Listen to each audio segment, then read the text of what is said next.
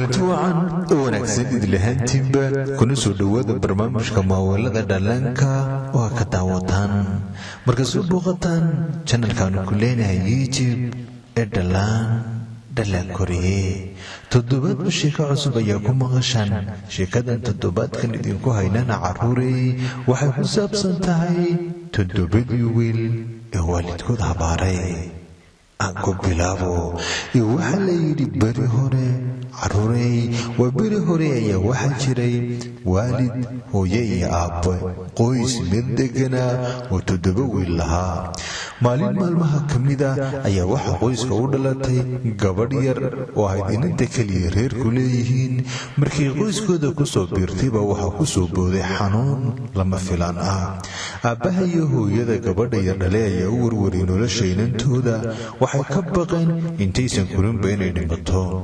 maalintii dambe ayaa aabbuhu mid ka mid ah 7diisa wiil u yeedhay waxa uu yidhi waxaan u baqayaa xaaladda inanteenna waxaan doonayaa inaan cashar u dhigo iyo waxaad biyo nooga soo dhaamiso ceelka dhala ayuu u dhiibay uu biyo ku soo dhaamiyo markii wiilkii roona dhaqaaqay ayaa 6dii wiil ee walaalaha la ahaana ka daba dhaqaaqeen waxay doonayeen inay walaalkooda weyn caawiyaan balse markii ay gaadheen ceelka iyo waxa caruuray ay ku murmeen midkooda doonaya inuu dhaamiyo uu biyaha ceelka ka soo daro si uu u buuxiyo koobka loo soo dhiibay way ku dul murmeen kadibna way isqabsadeen intay muranka iyo qaylada ku jireen ayaa dhaladii ama koobkii loo soo dhiibay ceelka kaga dhacay dabeetana caruuray tale ayaa ku caddaatay way murugoodeen waxay ku hadlaan ayay garan waayeen waxay sidoo kale ka baqeen haddii aabbahood iyo hooyadood kula laabtaan gacmo madhan in la ganaaxo oo waalidkood ciqaabo aad ayay u cabsoodeen kadibna muddo dheer ayay ceelka iska sii dul joogeen iyagoo aan garanayn waxay sameeyaan maadaama xaaladda inanta yari ka sii daraysay aabbihii ayaa warwar darani ku bilaabmay waxaana maskaxdiisa ku soo dhacay wiilashaydii way iska ciyaar tegeen iyagoo og in xaaladda gabadha yar ee walaalaha leeyihiin u dhaxayso geeri iyo nolol kuwan waan habaarayaa ee alla tukayaal ha ka dhigo markiiba caruuray 7 tuke ayay wiilashii noqdeen intaan aabbihii halkii ka dhaqaaqinna wuxuu xagga sare ka maqlay dhawaqa tukayaal dulduulaya oo legtirada wiilashiisii markiiba wuxuu arkay in habaarkiisii alla aqbalay wuu murugooday mar kale xaaskiisa ayuu u yeedhay habaarkii ka dhacayna wuxuu caruuray noqday midaysan dib soo celin karaynin sidaasna waxaa qoyskani ku waayeen 7dii wiil ee ay dhaleen gabadhii yareed ayaa muddo iska ladnaatay alla ayaa caafimaad siiyey way kortay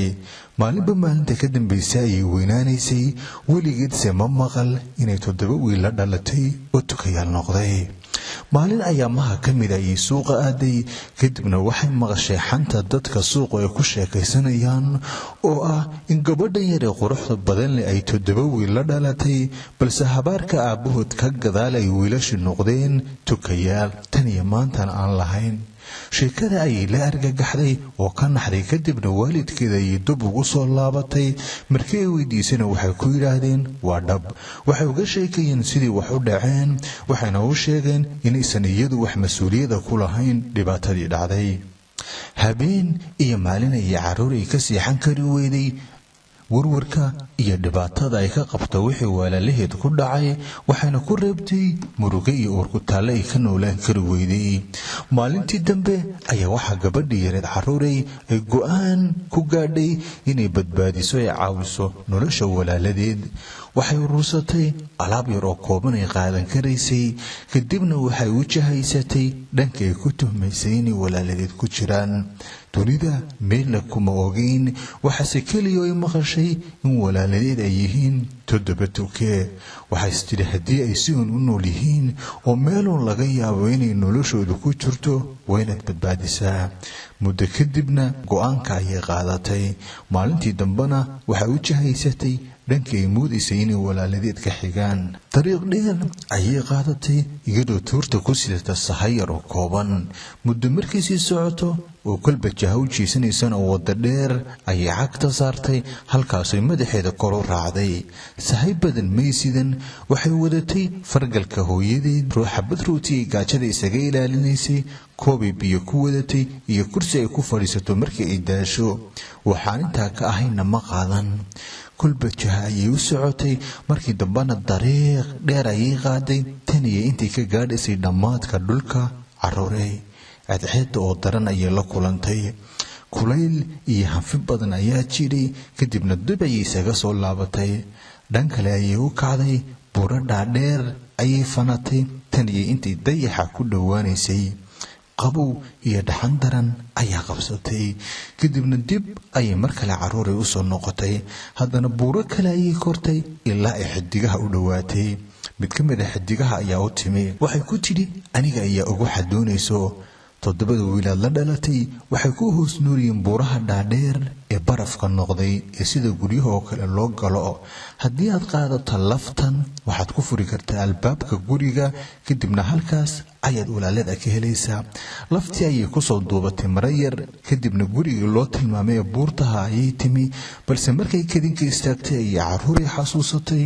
in laftii yareed ay ka luntay way warwartay balse haddana intay fikirtay ayay albaabka ku eegtay faraheeda yaryar nasiib wanaag fartii ay gelisay ayaaba albaabka ka furtay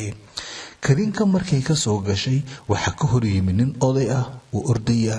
waxa ku yiri maxaad doonaysaa iyana waxay u sheegtay inay baadigoob ugu jirto 7 wiil oo la dhalatay oo habaar kadib tukayaal noqday waxa ku yiri way jiraan 7 tuke hadda way maqan yihiin habeenkii ayay si halkan u soo caraabaan oo yimaadaan hadda doonayso halkan ayaad ku sugi kartaa iyana intay ku faraxday ayay soo gashay si uu sugto walaaladeed gobolku markuu dhacayna ninkii waxuu soo qaaday 7 saxan iyo 7 koob wuxuuna ku sharaxay miis saxan kasta wax yar ayay ka cuntay cunadii taalay biyihii yaalayna wax yar ayay ka cabtay midkii 7aadna waxay ku riday waa koobkii fargalkii hooyadeed ee ay lahayd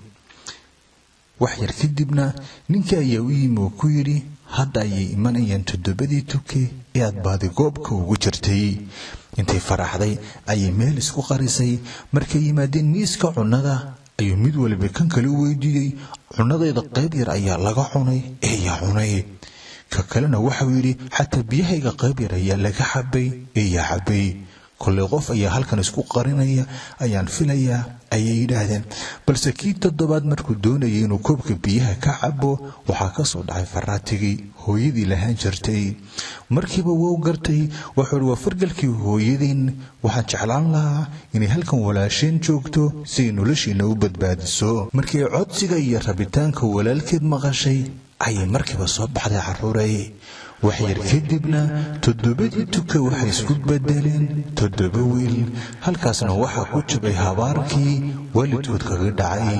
mar kale ay noloshooda ku midoobeen waxaana dib ugu soo laabteen gurigooda iyagoo faraxsan sheekada tan caruuray waxaan ka baranaynaa dhibaatada ay leedahay markii amarka waalidkeen aan maqli weyno iyo dhibta kale ee aan ka sii dhaxli karno marka aanu muranno iskuna khilaafna amuraha dhexdeena yaala